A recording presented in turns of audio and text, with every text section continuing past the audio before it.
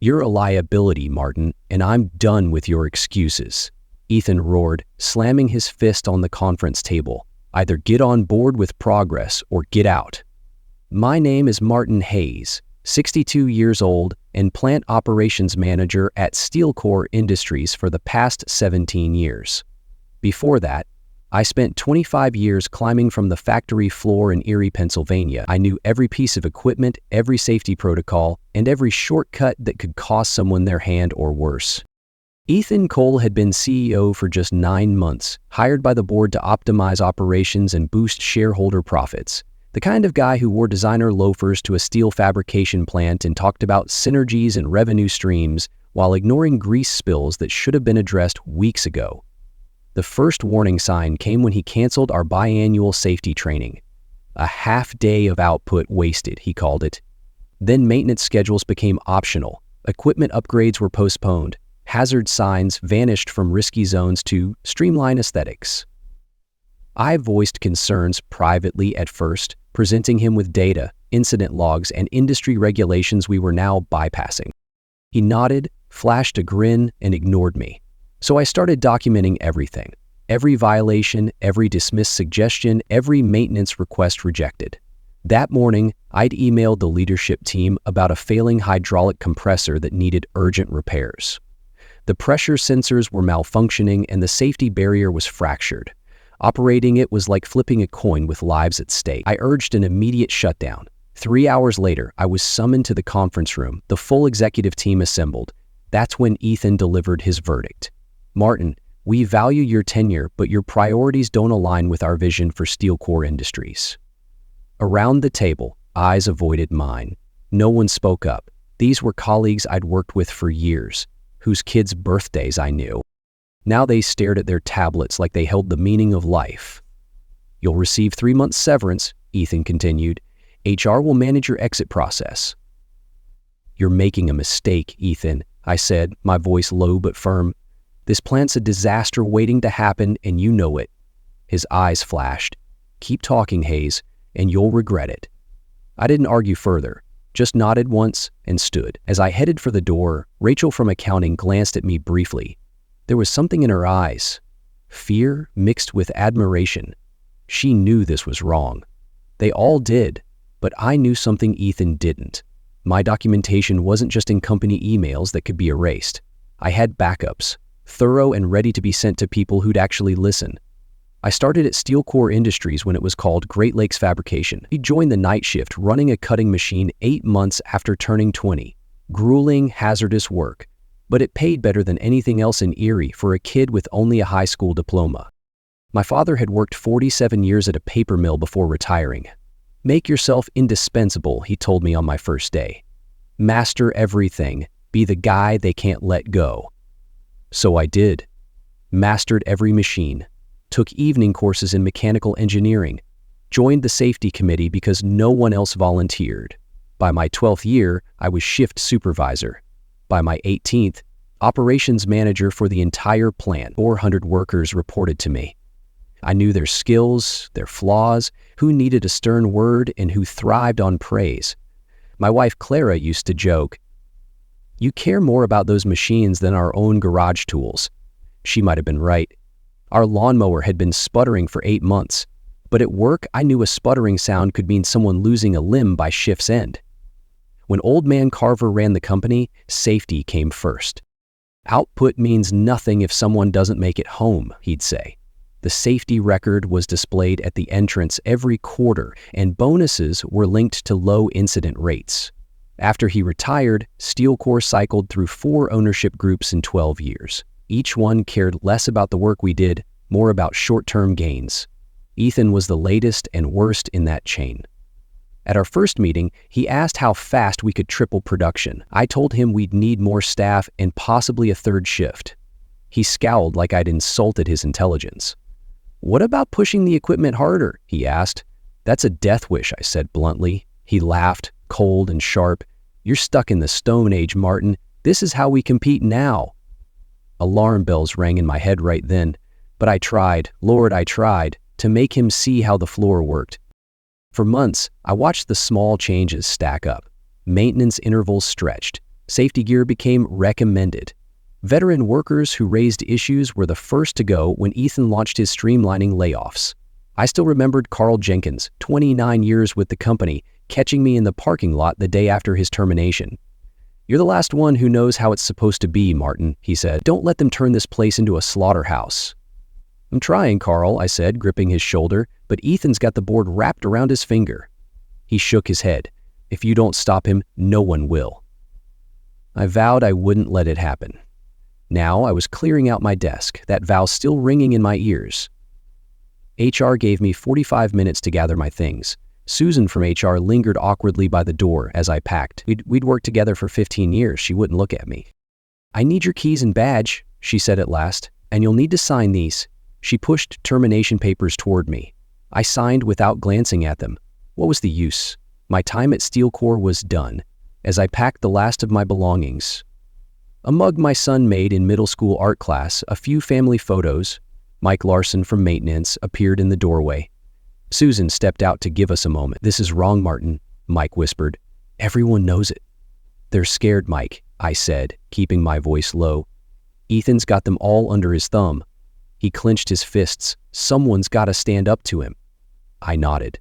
"How's that hydraulic compressor running?" "They've got Tyler on it now. Kid's been here 10 months, Martin. 10 months. Mike shook his head. "Ethan's pushing us to meet production quotas no matter what." My gut twisted. Tyler was a good kid, too eager to impress. "Be careful, Mike," I said, handing him my box of belongings. "Watch your back." In the parking lot, I sat in my truck for a long time, staring at the plant where I'd spent most of my life. The weight of what happened hit me. My job was gone. My role as the safety guy was gone.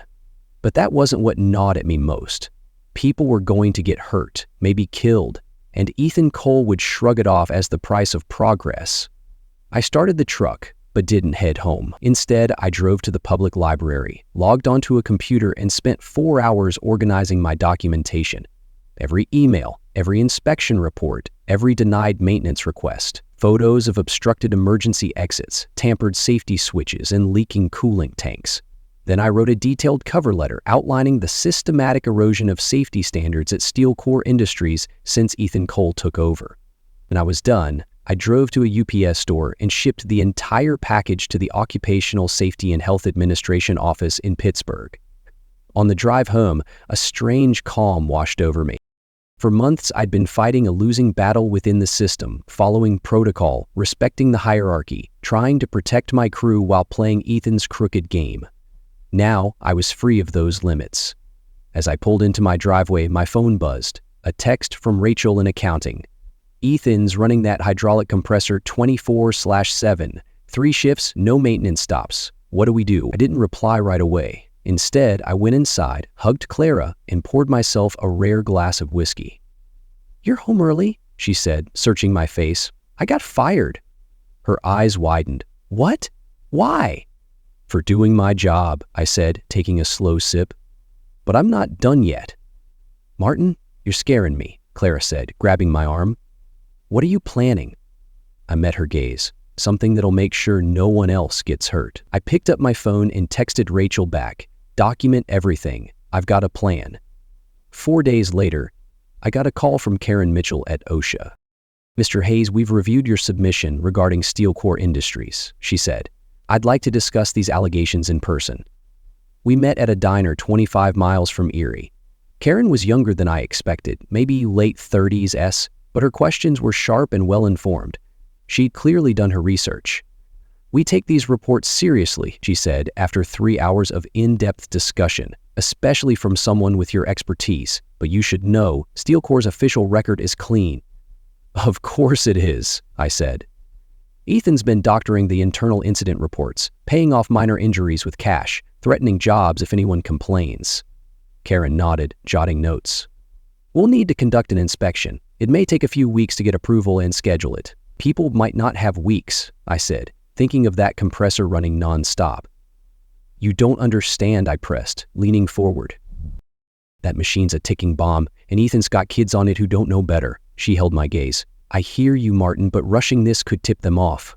I understand your urgency, but we have protocols." Protocols won't help Tyler Evans if that compressor blows, I cut in, or anyone else on that floor. She gave me a sympathetic look.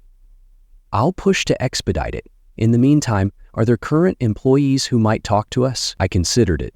Maybe, but they'd be risking their livelihoods. After Karen left, I sat there, feeling time pressing down. Bureaucracy crawled, industrial accidents struck in seconds. That evening, I called Mike Larson. "How's it looking in there?" I asked. "Bad, Martin, really bad," he said, his voice hushed like he feared being overheard. "That compressor's making sounds I've never heard before. Ethan's got 3 new hires running it who barely know the control. I tried to train them properly and he pulled me aside, said if I didn't fall in line, I'd be next." "He threatened you?" I asked, my jaw tightening. "He said I'd end up like you, Martin, out the door with nothing." "OSHA's planning an inspection," I told him, "but it could take weeks." The silence on the line said it all. "Someone's getting hurt before then," Mike said finally. "I know, I'm trying to speed things up." The next morning, I drove to the office of the Erie Tribune and asked for their investigative reporter. After a short wait, I met Lisa Torres, a keen-eyed woman with a recorder and a wary look. "So, you're alleging unsafe conditions at Steel Core Industries?" she asked after I outlined my story. "I'm not alleging," I said. "I've got proof." I showed her copies of photos, disabled safety locks, cluttered fire exits, missing protective shields. "This could be any factory," she said. "How do I know it's Steel Core?" "Because I worked there 42 years, until they fired me for flagging these exact problems." Her eyes narrowed. "So this is personal. This is about saving lives," I countered. "You think I'm just some bitter old man?" I said, my voice rising. "Come to the plant, Lisa. See it for yourself before someone dies. Run the story or don't, but if someone dies while you're deciding, how will you sleep?" Lisa studied me for a long moment. "I need more than your word. Are there current employees who'd back this up?" Before I could respond, my phone rang. It was Rachel. "Martin," she said, her voice trembling. "There's been an accident. The hydraulic compressor. Tyler's hurt bad. Ambulance just took him." My stomach sank. "How bad?" "They're saying he might lose his leg." I looked at Lisa. "You just got your verification." "I'm coming with you," Lisa said, grabbing her recorder. "This story's bigger than you think." 3 hours later, Ethan Cole held a press conference outside Steel Core Industries. He stood ramrod straight in his tailored suit, expressing deep regret for Tyler's tragic accident. "Safety is our top priority," he told the cameras with polished sincerity. "This was an isolated incident due to operator error. We're launching a full internal investigation." Then he played his ace. "Regrettably, we believe this accident may be linked to intentional sabotage by a recently terminated employee who was disgruntled with company policies." He didn't say my name. He didn't need to. Lisa, standing among the reporters, called out, "Mr. Cole, are you accusing Martin Hayes of sabotage without evidence?" Ethan's smile faltered. "We're exploring all possibilities." By that evening, 2 police officers were at my door, asking about my whereabouts that morning, and my phone was buzzing with calls from former co-workers asking if I'd really done what Ethan suggested. A post on X from a local news account was already spreading. "Fired Steel Core manager suspected in horrific accident, sabotage or scapegoat." It had thousands of likes. The next morning, I hired an attorney. Leonard Schwartz had represented labor unions for 45 years and knew every tactic companies used to evade accountability. "They're framing you as the fall guy," Leonard said bluntly. "It's a smart move. Blame the bitter ex-employee, tarnish your reputation, tie it up in inquiries until the story fades." "I wasn't even in the building," I protested. "They've got cameras." Leonard nodded. "Which they control. Look, Martin, this isn't about facts. It's about liability. If they pin this on you, their insurance premiums stay low, they dodge fines, and Tyler's inevitable lawsuit targets you, not Steel Core. So what do we do?" "We hit back hard," Leonard said, his eyes gleaming. "They want a fight? We'll give them one they won't forget. We fight with evidence. You said you documented everything." "Everything," I confirmed. "Going back months." "Good. But we need more. We need to know what they're saying internally about the accident." That evening, Mike Larson and Rachel Morris met me in Leonard's office. Both looked jittery, glancing at their phones constantly. "Ethan held an all-hands meeting after you left," Mike explained. "Said anyone talking to you or the media would be fired on the spot. Made us sign new NDAs." "But you're here," I said. Mike's weathered face tightened. "I've been there 33 years, Martin. What happened to Tyler? That's not what we're about, or used to be."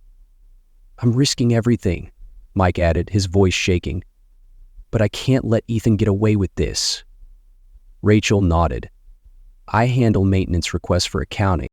I've got copies of every request Ethan rejected over the past 8 months, including 4 separate work orders for that hydraulic compressor." She handed over a flash drive. "He's been cutting corners everywhere. Safety, quality control, environmental standards, even payroll taxes. Anything to inflate the quarterly reports."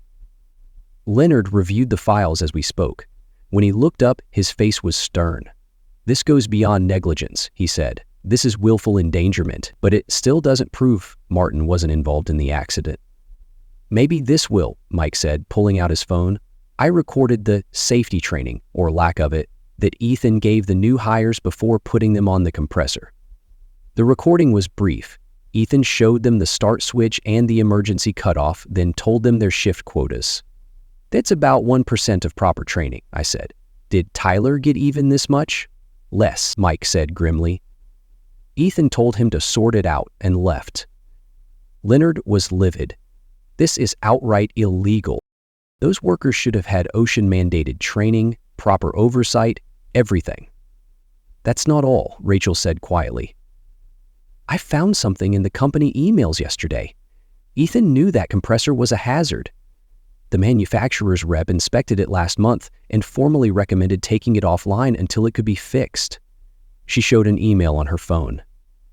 Ethan's reply was curt, "Too costly. Find alternatives." The room went quiet as the truth sank in. This wasn't just penny pinching or oversight. Ethan had deliberately put workers on deadly equipment after being explicitly warned. "He buried the inspection report," Rachel added. "It never reached maintenance. He knew." Rachel whispered, tears in her eyes. "He knew and let Tyler walk into that trap." I thought of Tyler, 25 years old in a hospital bed, possibly facing life without his leg, all because Ethan Cole wanted to hit his quarterly goals. "So, what's our next move?" I asked Leonard. He gathered the evidence. "First, we clear your name. Then we make sure Steel Corps and Ethan personally face the consequences." Mike's phone buzzed. He glanced at it and his face paled. "What is it?" I asked. "OSHA's at the plant," he said. "Surprise inspection." Ethan's freaking out. For the first time since I'd been fired, I smiled. Perfect timing. The OSHA inspection of Steel Corps Industries lasted 4 days. Karen Mitchell led a team of 8 inspectors who documented over 92 serious violations. Meanwhile, Leonard arranged a meeting with detectives investigating the sabotage claims against me.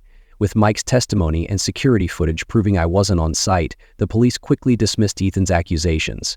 I was formally cleared, and Leonard leaked it to the Erie Tribune. Lisa Torres's front-page story ran the following Saturday.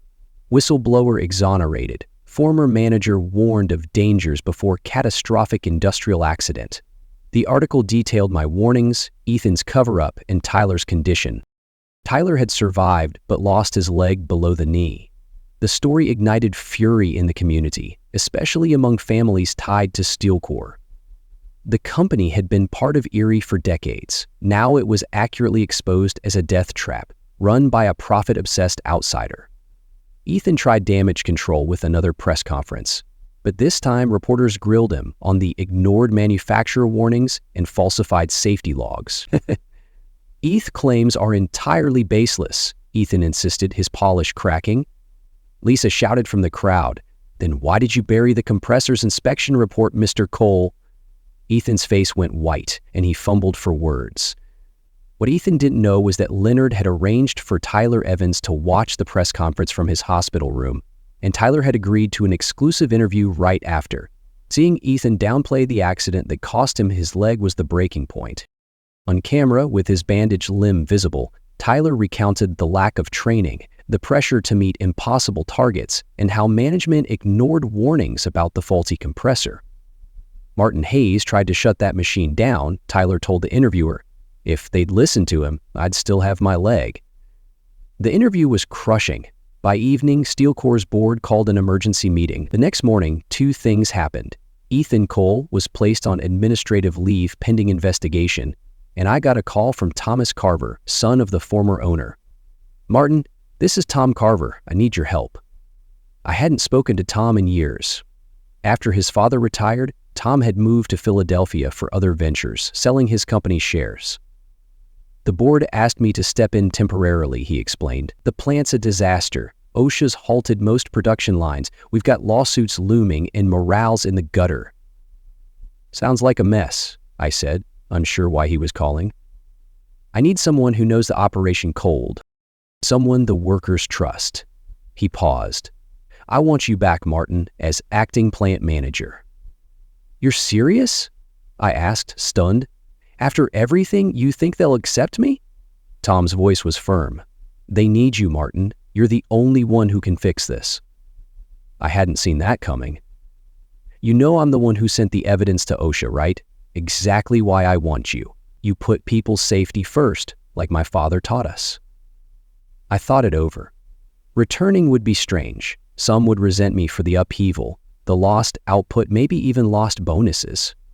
But it was also a chance to fix what had been broken. "I'll do it on two conditions," I said finally. "First, every safety issue gets addressed before we resume production, no exceptions." "Agreed," Tom said instantly. "And second, Tyler Evans gets full compensation, top-tier medical care, full salary during recovery, and a guaranteed job when he's ready to return, if he wants it." A brief silence, then, "Done. When can you start?" 4 days later, I walked back through Steel Corps Industries' front doors. The production floor was quiet, machines idle during the safety overhaul. Mike Larson met me with a stack of repair orders and a grin.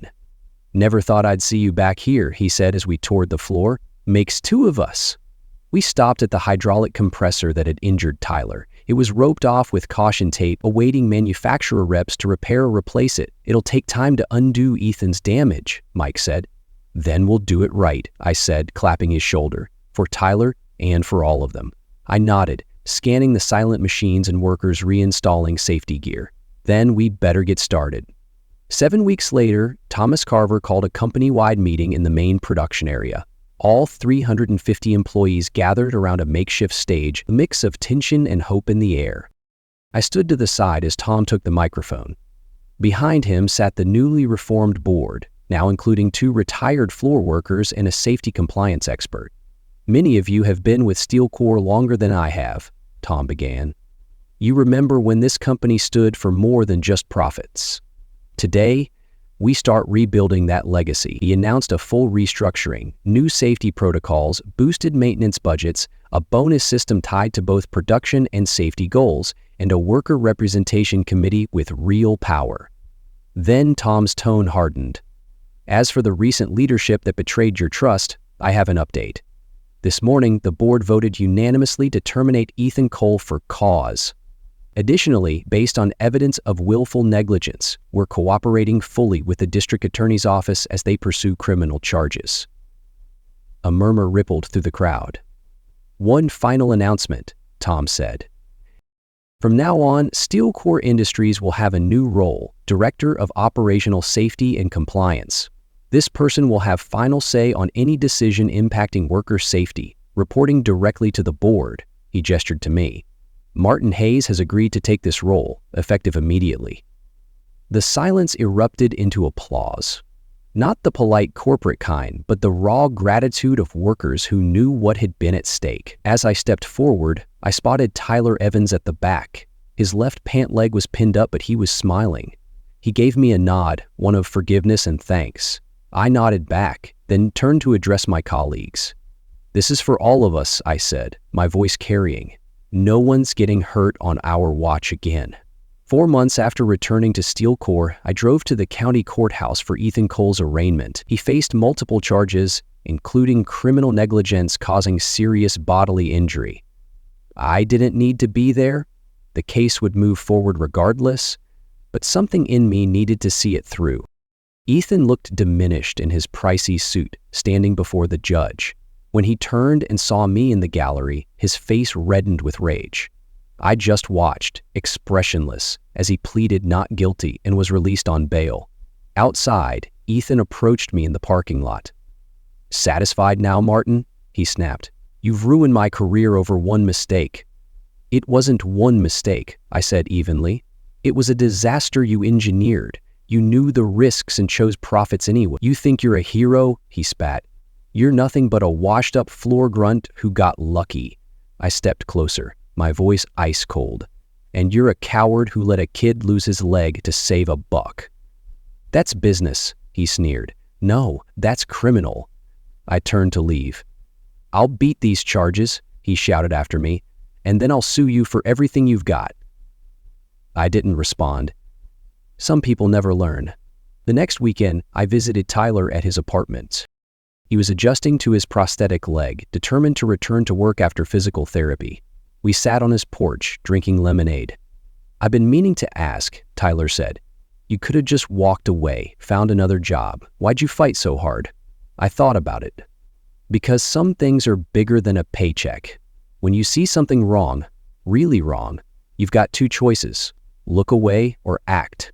You chose to act, Tyler said, his voice thick. Because of you, I'm still here. We all are. Tyler nodded. "Well, I'm glad you acted." Driving home that evening, I felt a peace I hadn't known in years. Steel Core was running safely again. Production was up thanks to better maintenance and morale, and I was doing work that mattered. Sometimes standing your ground means stepping away first, but that doesn't